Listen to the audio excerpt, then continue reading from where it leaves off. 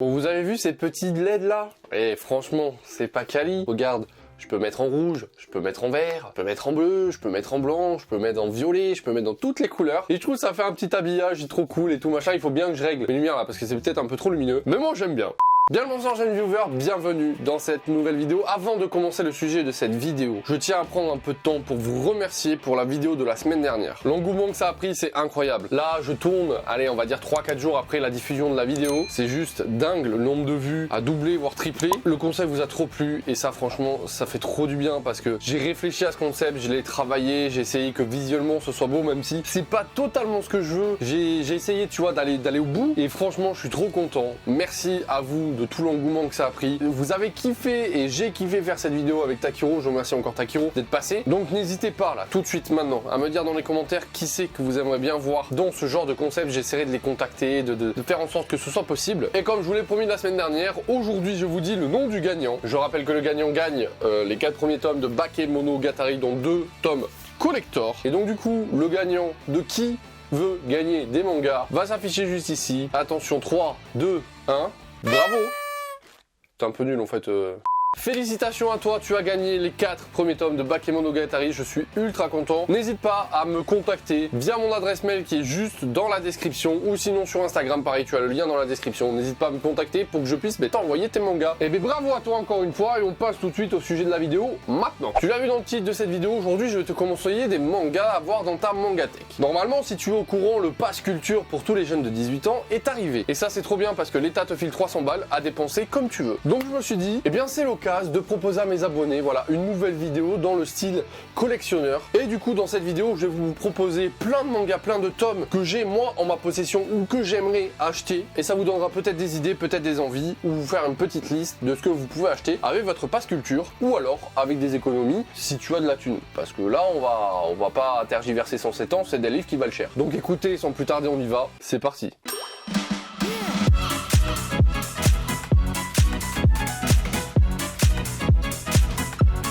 Ok, bon bah comme tu l'as compris aujourd'hui, je vais pas te conseiller One Piece, Naruto, Dragon Ball, ce genre de choses. Je vais te montrer des belles éditions, de beaux livres, de belles collections que moi j'ai pu acheter ou avoir grâce à mes partenariats. Et c'est des mangas quand tu les as, que tu les lis, voilà, t'as des belles éditions, c'est trop cool, c'est nickel. Alors on commence avec le plus connu de tous, c'est la Perfect Edition de Dragon Ball. Alors celle-là pour le coup, on me l'a offert pour mon anniversaire, toute la collection, les 34 tomes. Et en vrai, je crache souvent sur Glénat par rapport aux éditions collector, aux trucs qu'ils font avec leurs mangas, notamment par exemple l'édition de One Piece, voilà, où c'est juste une jaquette en cuir avec le tome à l'intérieur et tu payes ça 10 € et quelques. Ça, chacun a son avis, mais t'as compris. Mais là pour le coup, Glénat, la Perfect Edition de Dragon Ball, c'est voilà, et en vrai elle est quali. On va pas se mentir, en vrai elle est quali. Je te montre, tu as quelques pages couleurs à l'intérieur, fort sympathique en plus. C'est pas trop colorisé. T'as l'impression que c'est fait au crayon de couleur. Et puis voilà le papier, le format du livre aussi, ce format-là en grand format, c'est ultra quali. Moi j'ai eu un plaisir monstre à redécouvrir Dragon Ball à travers cette Perfect Edition. Si j'ai un petit conseil à vous proposer, si jamais vous avez ce fameux pass culture où vous avez un peu d'argent et que vous souhaitez l'investir dans votre mangathèque en termes de collection, c'est que la Perfect Edition Dragon Ball, si vous êtes fan de shonen comme moi et que vous aimez beaucoup Dragon Ball, ça peut être un très très bon investissement parce que dans un sens, c'est des livres qui coûtent assez cher. Au pire, ça te plaît pas, tu peux le revendre un peu plus cher que ce que tu l'as acheté sur internet parce que c'est des éditions généralement que tu gardes longtemps et donc les gens sur internet ils s'excitent. Hein. C'est comme ce fameux tome de One Piece, Vinted, 70 € là, il se passe quoi les gars? Si jamais tu es comme moi fan de shonen, fan des classiques, Dragon Ball, la Perfect Edition, elle est magnifique. Dans la même veine, chez Kana, vous avez l'édition de Senseiya. Je ne l'ai pas, mais je te la mets juste ici. Celle-là, j'adorerais l'avoir aussi, mais elle est très compliquée à trouver, neuf et d'occasion d'ailleurs. Hein. Si jamais vous avez envie de dépenser votre pass culture et qu'en plus, vous souhaitez avoir une belle collecte, Dragon Ball, vous kiffez Dragon Ball, vous allez vous faire kiffer de ouf, c'est tout. Dans la même veine, il y a une édition. Alors là, pour le coup, je l'ai pas acheté, on me l'a envoyé et je la connaissais pas. Et franchement c'était ultra cool, c'est la Black Edition de Death Note. Cette édition je ne la connaissais absolument pas, c'est Kana qui fait ça. J'ai contacté Kana en leur disant voilà Death Note en manga ça m'intéresse, j'ai vu que l'anime, est-ce que c'est possible de m'en envoyer un ou deux, tu vois, histoire que je découvre ça en manga pour voir si ça me plaît autant en manga qu'en animé. Kana très gentil comme d'habitude m'a dit oui y a pas de souci, mais il m'a envoyé la Black Edition, chose que je ne connaissais absolument pas. Alors ce qui est cool c'est que la Black Edition comme son nom l'indique est toute noire, donc même les pages sont noires. Alors à l'intérieur c'est du blanc et noir hein, comme tu peux le voir, mais vrai, j'adore ce concept de faire un livre tout noir, un petit peu comme aux couleurs du Death Note, et c'est vraiment grave cool. J'ai grave kiffé commencer cette version. Alors pour le coup, j'ai les 3 premiers tomes, je compte incessamment sous peu me fournir les 3 derniers tomes et je vais les acheter, je vous le dis tout de suite. J'ai kiffé relire Death Note avec cette Black Edition. Le seul pépin qu'il y a avec cette Black Edition, c'est que tout est cartonné, ça s'abîme assez vite, mais c'est vraiment qu'un détail. Donc ça c'est pareil, si vous êtes fan de Death Note ou même que vous voulez découvrir un manga, un thriller qui est un peu psychologique et tout ça, franchement, la Black Edition de Death Note, je crois que c'est pareil, ça vaut 12 ou 13 balles. Pour dépenser votre passe culture ou si vous avez les moyens, bien évidemment, vous avez envie d'acheter à ce prix-là, ça peut être une très bonne initiative parce que non seulement ça réduit le nombre de tomes, on passe de 12 à 6, du coup ça passe mieux dans la mangatech, et puis en plus ça fait une édition quali. Franchement, dans la mangatech, quand tu as la Black Edition, je trouve ça ressort mieux que l'édition classique. Ce que j'aimais pas trop avec l'édition classique, c'était ces couleurs un peu fades. Je trouvais que ça faisait pas si beau que ça, mais j'avais envie quand même de découvrir Death Note en livre, et là, pour le coup, je suis trop refait avec cette Black Edition, donc déjà merci Kana de m'avoir envoyé cette Black Edition, elle est ultra top, et puis en plus voilà, si jamais vous souhaitez acheter un très beau livre avec votre argent, votre passe culture, la Black Edition de Death Note, c'est disponible dans tous les bons revendeurs de manga en France, et en vrai, c'est ultra cool. Pour terminer, dans les shonen, on va dire classiques, il y a une dernière Perfect Edition que j'aimerais vous proposer, et celle-là,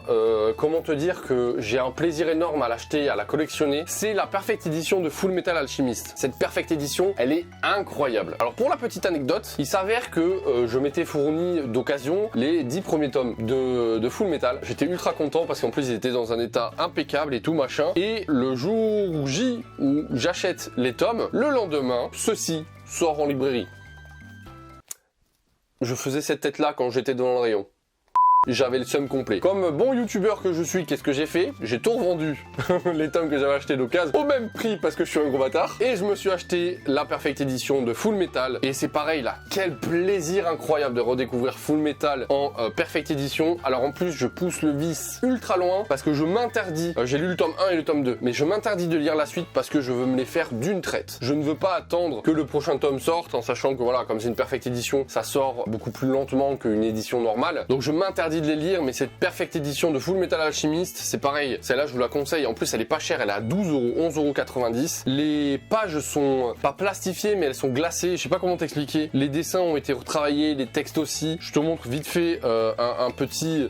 Voilà, une petite page, tu vois la qualité de ce manga, et c'est pareil, avoir ça dans sa collection, mais quel kiff incommensurable. C'est depuis que je collectionne des mangas, au début j'en avais rien à foutre, mais maintenant j'adore collectionner les beaux livres. Je sais pas pourquoi, ça doit être l'âge, tu vois, qui fait ça, mais j'adore collectionner les perfects, les Stars Edition, les gros tomes, ce genre de choses. Franchement, ça devient un kiff énorme, et j'ai plaisir à avoir ces collections-là, parce que dans une mangatech, moi je trouve ça rend hyper bien, et comme je te le dis là depuis tout à l'heure, si t'as les 300 € de l'État, le pass culture, achetez ça. Ça c'est mon conseil. Focalisez-vous sur les Perfect Edition, focalisez-vous sur les beaux livres. Vous serez plus rentable que d'acheter des collections complètes. Bon, dans un autre registre un peu plus colossal, j'ai envie de dire, et ben si jamais tu dois dépenser ton pass culture ou tes petites économies parce que tu as envie d'acheter une collection des très beaux livres, et ben l'Attaque des Titans, l'édition colossale, je te la conseille. Si tu es fan de l'Attaque des Titans, l'édition colossale est incroyable. Pourquoi? Pour deux raisons. La première raison, je trouve que l'édition colossale est beaucoup plus apte à raconter l'Attaque des Titans. Je sais pas pourquoi, comme les cases sont plus grandes, les trucs, voilà, c'est vraiment un plaisir incroyable. Alors attention, zoomez pas trop parce que vous allez vous faire spoil, même si vous avez vu l'anime, donc ça devrait aller. Voilà, je trouve que c'est ultra confortable de lire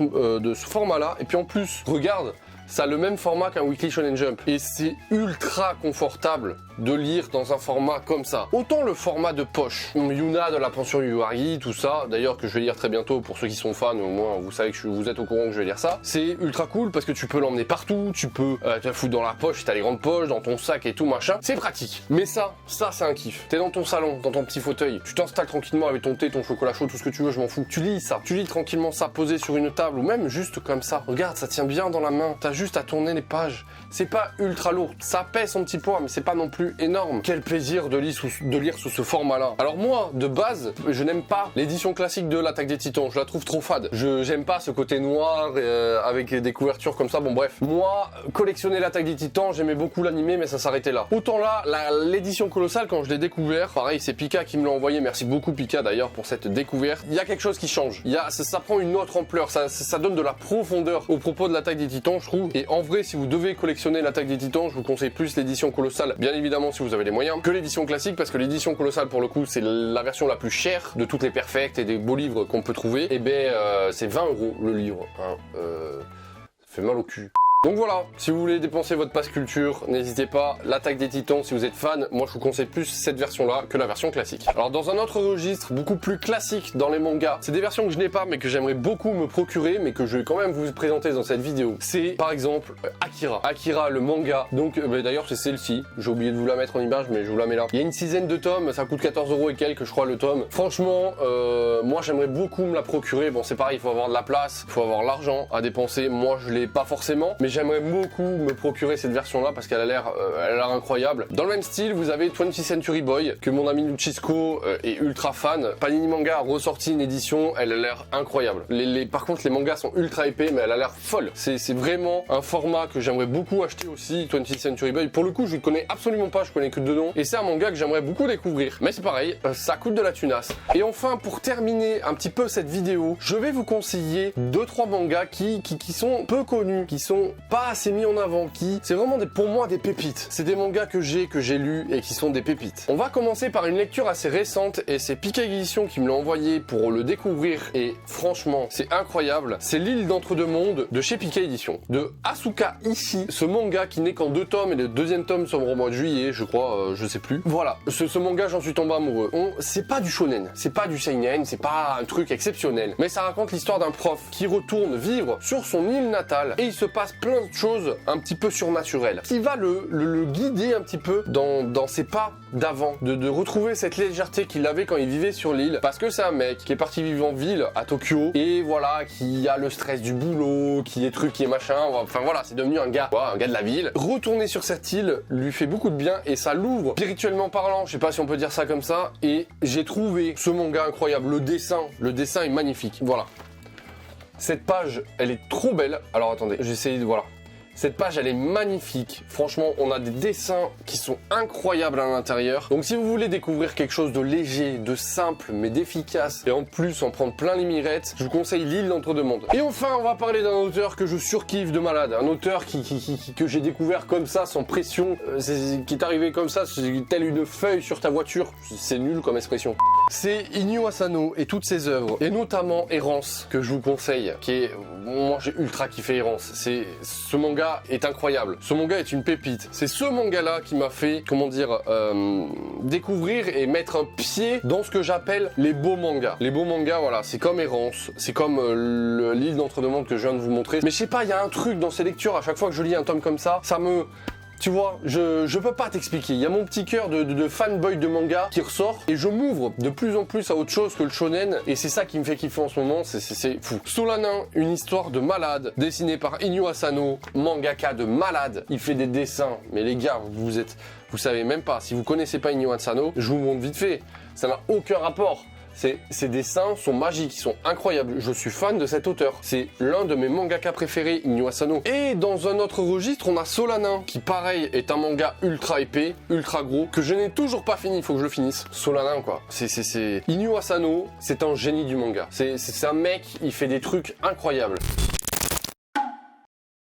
Voilà mes amis, bah écoutez, je suis assez content de vous avoir proposé cette vidéo parce qu'elle est totalement faite en freestyle. J'avais eu envie de vous proposer quelque chose qui vous soit utile. Et je me suis dit, tiens, qu'est-ce que je pourrais proposer à mes abonnés pour qu'ils puissent utiliser leur passe culture à bon escient. Alors bien évidemment, si vous cherchez à collectionner à donf, alors là, n'hésitez pas, achetez-vous du One Piece, du Kingdom, du Kimetsu no Yaiba, du Naruto, tout ce que vous voulez. Allez-y à foison. Mais si vous avez déjà un petit peu de manga, mais que vous cherchez des titres assez originaux et des versions assez original, et ben je suis très content de vous avoir proposé cette vidéo si vous l'avez kiffé. Sur ce mes amis, n'hésitez pas à partager vos avis dans les commentaires si vous avez des beaux tomes, des beaux livres comme j'aime bien les appeler et que vous souhaitez les partager avec la communauté, n'hésitez pas à partager ça dans les commentaires. Laissez votre meilleur pouce bleu, n'hésitez pas à vous abonner, activer la cloche. Encore merci pour cette vidéo et la vidéo dernière. Et moi je vous dis à très bientôt pour de prochaines vidéos. C'était Jérémy Sensei, bisous.